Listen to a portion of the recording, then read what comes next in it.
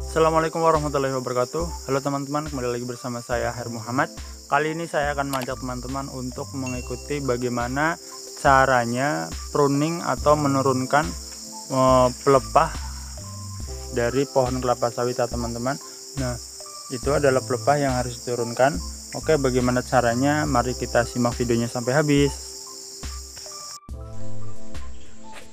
Lihat teman-teman, ini adalah bapak pekerja sawit yang sedang melakukan proses pruning ya teman-teman. Nah, pruning itu merupakan salah satu pekerjaan kultur teknis yang diperlukan dalam upaya peningkatan produktivitas kelapa sawit ya teman-teman. Nah, pekerjaan ini mengandung dua aspek sebenarnya yang saling bertolak belakang, yaitu mengusahakan agar pelepah masih produktif atau yang masih berwarna hijau daunnya tetap dipertahankan, tetapi di lain pihak kadang harus dipotong untuk mempermudah pekerjaan panen dan memperkecil losis ya teman-teman. Nah, losis yang kadang ada dalam pelepah itu yaitu brondolan yang tersangkut di pelepah. Nah, untuk tujuan pruning sendiri itu ada beberapa tujuan ya teman-teman, kenapa dilakukan pruning. Nah, salah satunya itu yang pertama mempermudah pekerjaan pemanen ya teman-teman. Nah, jadi kalau sudah dipangkas seperti ini, jadi akan memudahkan pemanen pada saat dia menurunkan buah sawitnya teman-teman. Nah, yang selanjutnya itu memperlancar proses penyerbukan alami atau mempermudah pengamatan buah matang pada saat pekerjaan panen. Nah, jadi seorang pemanen itu harus jeli pada saat dia melihat apakah buah itu sudah matang atau belum. Jadi kalau pelepahnya terlalu banyak atau tidak dipruning, maka pemanen pun akan susah melihat bahwa oh itu sudah matang, oh itu masih mentah. Nah, seperti itu teman-teman. Nah, yang selanjutnya itu melakukan sanitasi atau kebersihan tanaman.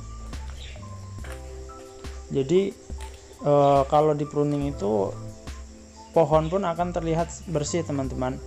Nah, untuk pelepah yang sudah diambil pun dia bisa ditata rapi di samping-samping pelepah itu teman-teman. Kalau untuk tanaman muda itu bisa mempermudah pada saat pemupukan dan pembersihan piringan dan pengutipan brondolan pun jadi mudah teman-teman kalau pruning pada saat tanaman masih muda teman-teman.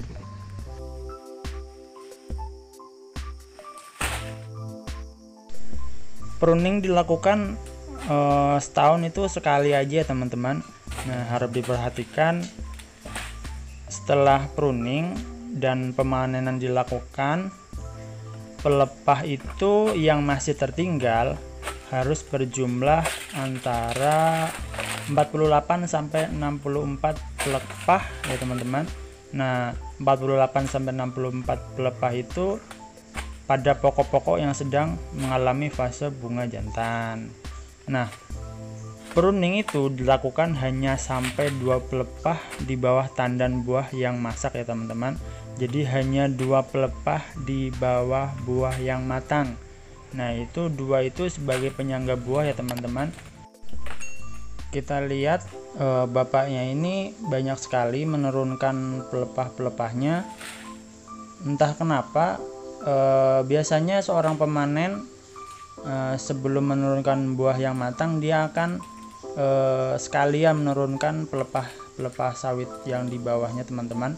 Tapi entah pemanennya emang nggak mau menurunkannya atau nunggu jadwal pruning. Tapi itu kan kalau menunggu jadwal pruning kan menyulitkan pemanen juga. Nah, tapi ini entah kenapa kok pemanennya tidak menurunkannya. Nah, itu mungkin karena suatu faktor ya teman-teman. Nah, tapi kan menyulitkan bapak tukang pruningnya ini untuk menurunkan buah pelepahnya karena terlalu banyak yang harus diturunkan.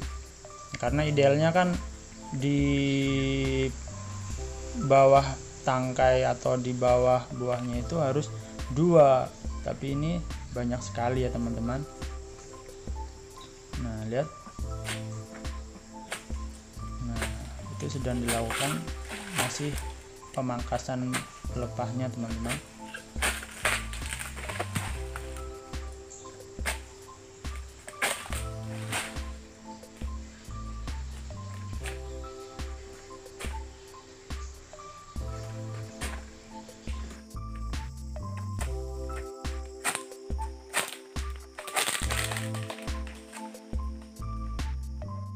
Nah, lihat teman-teman, ini bapaknya masih melakukan proses pemangkasan.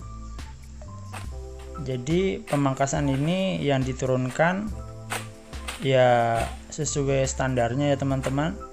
Standarnya itu 2 pelepah di bawah tandan buah yang matang. Nah, jadi kalau yang kering-kering seperti ini otomatis sudah harus diturunkan teman-teman, karena dia akan mengganggu pada saat pemanen melakukan panen buah teman-teman. Jadi ini yang kering-kering seperti ini sudah pasti harus turunkan. Nah, lihat.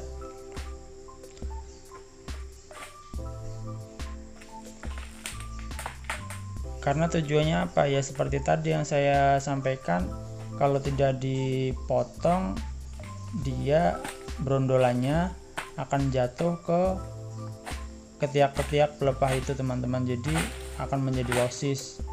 Losis itu yaitu kehilangan atau raw material yang tidak terambil. Nah, jadi itu akan menjadi busuk, sedangkan itu jika dikirim ke pabrik akan menjadi minyak teman-teman.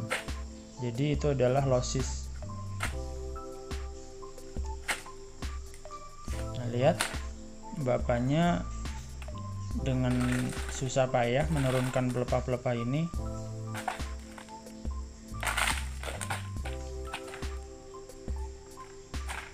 Harusnya kalau pemanen menurunkannya pada saat memanen itu akan lebih memudahkan ya teman-teman. Tapi karena ini enggak diambil pada saat panen,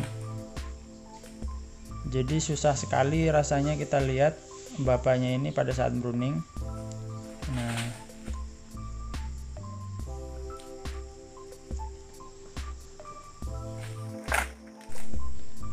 Nah, lihat teman-teman, wow.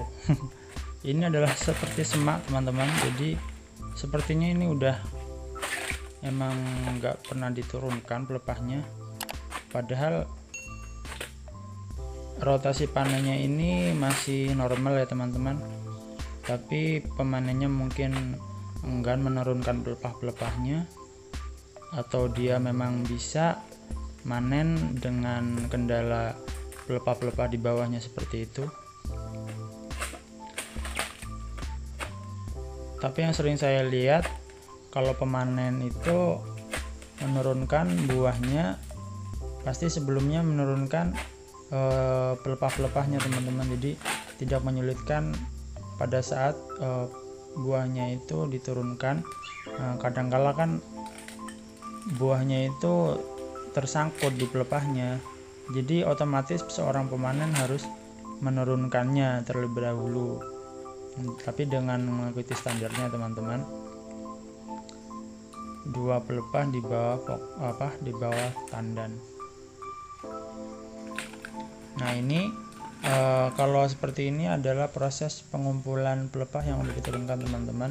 Nah, itu kalau di sini disebutnya dicimpuk ya teman-teman. Nah, cimpuk ini yaitu mengumpulkan pelepah yang sudah diturunkan agar tidak berserak, dan pada saat seorang pemanen menurunkan buahnya, dia akan mengeluarkan ke TPH pun akan mudah teman-teman. Nah, kita lihat bapaknya masih melakukan pruning. Nah, caranya seperti ya teman-teman, bisa dicontoh untuk teman-teman yang sedang belajar pruning. Cara memegang egreknya, cara menurunkan pelepahnya. Nah, seperti itu ya teman-teman. Jadi pelan-pelan aja, utamakan keselamatan ya teman-teman. Oke, terima kasih. Oke teman-teman, nah itu tadi adalah cara pruning atau menurunkan pelepah dari pohon kelapa sawit ya teman-teman. Nah itu tadi caranya seperti itu.